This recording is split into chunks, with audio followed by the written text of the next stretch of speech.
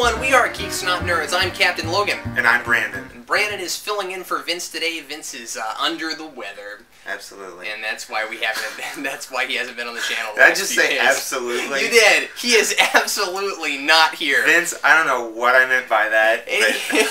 Anyway, Vince will be back hopefully in the next few days. But Brandon's taking his place for this video, and though no one could replace Vince. That's right. And we're going to talk about Back to the Future. Okay. It came out last week that Crispin Glover is finally talking about what happened with him getting,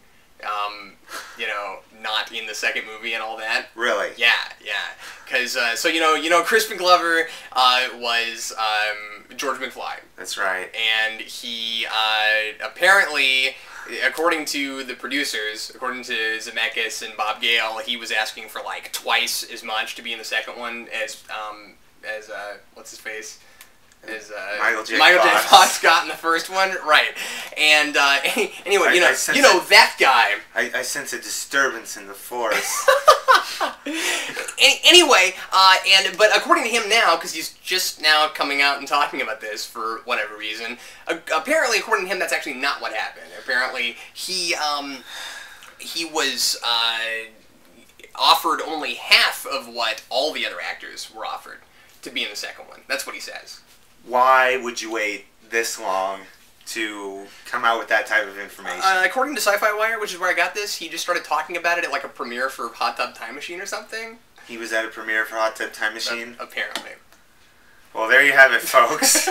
Crispin Glover at the Hot Tub Time Machine talking about Back to the Future. Anyway, I don't know, I just thought this would be a neat jumping on point to talk about Back to the Future, because how often does Back to the Future news come out? Not very often, although BTTF.com would have you believe otherwise. They've always got some sort of scrolling. I haven't been there in like a year, but the last time I was there, scads of supposed information. And there's also official word that there will never, ever be a Back to the Future 4, which I thought would have been a great idea had they continued it.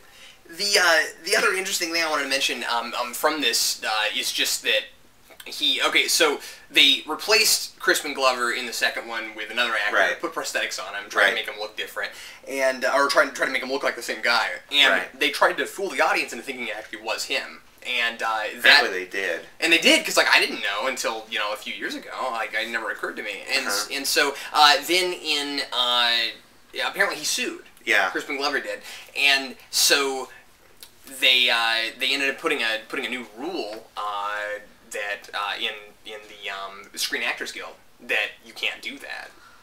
That you can't make people think that it's another actor, because it's not fair to the actors. So you live and you learn. That's right. That's right. And the Screen Actors Guild learned. Yes, indeed. So I don't know. So you're like this giant, huge. I love Back to the Future. Yeah. I will talk about it for a long time, given the opportunity. I know we don't have that much time on here, but I will mention a couple of things. Like, one of the things I always like to mention to people is that at least one point in the movie set, the way they're traveling through time, there's at least 3 DeLoreans in one time period. And the way I like to point this out is because there's a really obvious situation where there are 2 DeLoreans. Okay, Emmett Brown gets struck by lightning, and he goes back to the year 1885. He's got his DeLorean back there, and he hides it away in a mine shaft so that they can find it. His counterpart in 1955 and Marty McFly can find it in the mine shaft.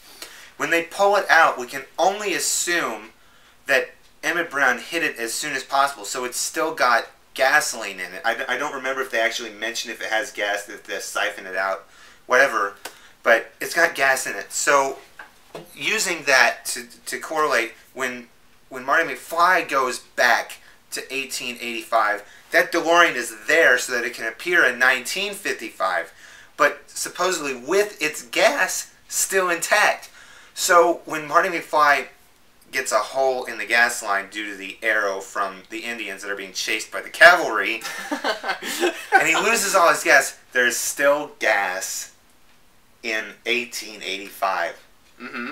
And not only that, but Emmett Brown is a freaking genius. He built a time machine out of a DeLorean, and in 1885 he built a refrigerator to give him some ice. I think that he could distill some petroleum products into some Somehow. gasoline. Yeah. Yeah. Yeah, I always thought that too. Yeah. But I always thought that 3 was a bit of the, kind of the hokiest plot of all of them. So It was. Did you know that Michael J. Fox actually got hanged when they did the hanging sequence? Yeah, I heard about that. He actually passed out, and there was some trouble on the set. Speaking of that, that reminds me. Another thing that was in this article was that apparently Crispin Glover did most of his scenes with the other guy first. Oh, really? Yeah, did you know that? With like the first Marty McFly, like they shot a bunch of scenes before they replaced him. Interesting. Before they knew that he wasn't working out, and so he apparently was like, I'm trying to figure out what that guy's name was because I don't remember. Eric Stoltz. Okay. Eric Stoltz, yeah. And have you ever seen any of the footage that they shot with him? I don't believe so. He was really deadpan, and he didn't really work out, and so they replaced him, but they shot a bunch of scenes. So apparently, Crispin Glover didn't even really love the shoot all that much because suddenly he had to go back and reshoot everything. Interesting. Yeah. So you've seen a DeLorean, right? I've seen one of the DeLoreans. I've seen many DeLoreans. No, but I mean, I've seen the Back to the Future DeLorean that's at Universal Studios in California, and it's in really bad shape. Yeah. It's got parts falling off of it, chips in some of the painted pieces, and like the front end is sagging a bit. That's unfortunate because I've seen the one in Tunica, Mississippi, and it's one of the real ones also, and it's in prime condition. I mean, it looks great. Great. I mean, they've still got the dash lit up, and they've still got the flex capacitor flexing. And, that's cool. Yeah, it's awesome. You just used a line from the movie. I did that. Isn't that great? See, I didn't want you to one-up me too much. Did you know that Back to the Future buff that you are? When the DeLorean came out, that they had to conform to several new emission standards that had just been adopted by the United States. Oh, really? So one of the things involved new front struts for the front end, which raised the front of the DeLorean, and limited performance, and they also had to reduce engine power. But now you can, like the DeLorean Motor Company of Texas, which bought all the new old stock from the original company, they built some limited editions of DeLoreans. They're like super expensive. I think they're like in the $75,000 range. But they were rebuilding them to original specs off of matching part numbers off these things, and they did it last year. It's just amazing. I didn't know that. Yeah, that's good stuff. That's very cool. So, well, we're all out of time, Brandon. I think we are. Was there anything else? Anything else you wanted to mention? Back to the Future rules. Well, thanks a lot for watching. If you have anything you'd like us to debate or talk about in the future, please leave that in the comments below. Also, check out our blog and our podcast. I'll be back with Vince again next week. I'm Captain Logan. And I'm Brandon. And thanks a lot for watching.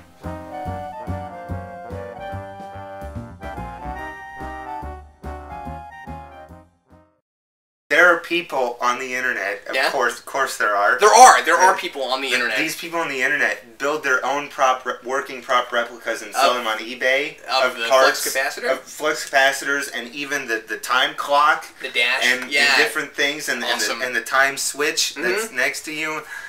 And the DeLorean's always been one of my dream cars. You know what else I've seen? What? The hoverboards. Really? They had those. That's too. cool. Yeah, it was pretty awesome. And the best thing about the hoverboards is that people thought they were real.